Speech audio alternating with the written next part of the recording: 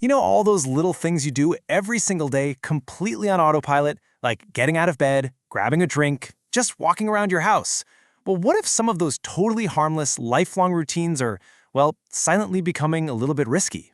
Today, we're going to dive into why our most familiar habits might need a serious update. Okay, let's be real. We've all said this, or at least thought it, right? And it makes perfect sense. You've done something the exact same way for 20, 30, 40 years, and nothing bad has ever happened. It feels safe, it's efficient, but the thing is, that feeling of safety can actually create a blind spot to the subtle ways our bodies are changing. And that right there is the big question we're tackling. The habit itself, getting out of bed, wearing your favorite slippers, that hasn't changed at all. But our bodies? Oh, they've changed. And the gap between that old, trusted routine and our body's current reality, that's exactly where these silent hazards love to hide. So here's how we're going to break it all down. First, we'll talk about the danger of living on autopilot. Then, we'll point out some hazards hiding in plain sight. We'll get into why good habits can turn risky, and then, the best part, we'll finish up with some super simple swaps to help you rethink your routine for good. All right, let's jump right into this first part. And I want to be clear, the real issue here isn't about having bad habits. Not at all. It's about a disconnect that can quietly grow between the routines we trust and the body we're living in today. You know, our brains are basically designed to be efficient. They love routines because it saves a ton of mental energy. It's like the brain's energy-saving mode. But that efficiency has a hidden cost. When we switch on that autopilot, we stop actively paying attention. We stop asking ourselves, hey, is this still the smartest, safest way to be doing this? And that familiarity, it becomes a kind of shield that actually hides these new risks from us. So how does this whole autopilot danger actually show up in real life? Let's get really specific and look at some incredibly common hazards that, honestly, most of us just don't even see. Okay, picture this. The alarm goes off. What's the first thing you do? For a lot of us, it's just up and go. Rushing to the bathroom, heading to the kitchen for coffee. It's a moment we do 1,000 times without ever giving it a second thought. For years, hopping right out of bed was zero problem. But as we get older, our body's internal system for managing blood pressure just slows down a beat. So when you stand up fast, gravity pulls blood down to your legs and your body takes a split second longer to adjust. That can cause a quick drop in blood flow to the brain and boom, dizziness.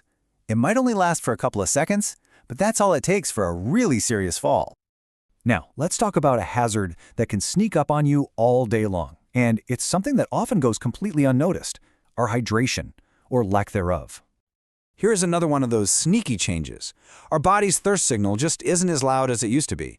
You might not actually feel thirsty, even when your body is crying out for water. And some of us, we might even limit how much we drink to avoid extra trips to the bathroom. But even being just a little dehydrated can lead to confusion, muscle weakness, and low blood pressure, which are all huge factors in your risk of falling. And what about those things we wear purely for comfort? Sometimes, the coziest things in our house can actually become the most dangerous. Oh, those favorite old slippers. They feel like a hug for your feet, right? But they could be hiding a major risk. Once those soles get worn smooth, they have basically zero traction on a tile or wood floor. And that soft, floppy fabric, it gives you absolutely no support. All of a sudden, something you see as a comfort item needs to be looked at as a critical piece of safety gear. So we've seen the what, the habits themselves. But let's dig into the why. Why do these perfectly normal, lifelong routines suddenly become so risky? This chart really spells it out, doesn't it? At 40, you stand up and your blood pressure snaps to attention instantly. At 70 plus, that whole system is just a bit slower to respond. Your thirst signal goes from a shout to a whisper. Medications that used to process out of your system in a day might now linger, creating weird side effects. And your balance reflexes, the ones that would catch you in a split second if you stumble, they're just a fraction of a second slower. And believe me, that fraction of a second makes all the difference in the world. Okay, that might all sound a little daunting, but here is the fantastic news. The solutions are not complicated. They are actually incredibly simple. This is all about making small tweaks that have a huge, positive impact on your safety and your independence. Remember that morning rush we talked about? Here's the simple upgrade. I call it pause, prepare, proceed. First, just pause. Sit on the edge of your bed for, say, 10 seconds. Let your blood pressure catch up. Second, prepare. Pump your ankles up and down a few times to get that blood flowing. And third, proceed. Stand up slowly, maybe using a nightstand for a little support. It takes, an extra 15 seconds, but it could literally prevent a life-changing injury. And here are some more quick wins. Keep that water bottle next to you and just sip all day long. Trade in those old slippers for a pair with good support and non-slip soles.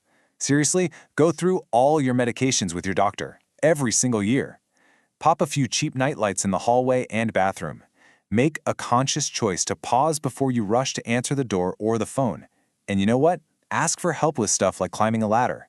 These aren't signs of weakness, they're smart tactics for staying strong and in control.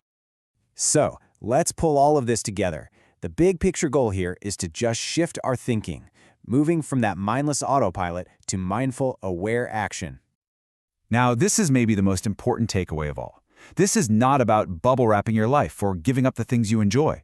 Not at all. It's about being a smart operator of the body you have today.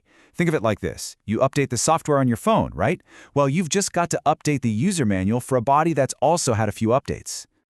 And the way forward is actually pretty simple. It all starts with just a little bit of awareness. It's that moment you pause before jumping out of bed. It's noticing that, your slippers are a little too slippery. It's adjusting by deciding to keep that water bottle close by. See? Safety isn't some big, scary thing. It's just a series of these small, smart choices that you make every single day. So I'll leave you with this one question to think about. Don't try to overhaul your whole life tomorrow. Just pick one thing. What's one routine you can update starting today? Is it the way you get out of bed? The shoes you wear in the house? Grabbing that water bottle?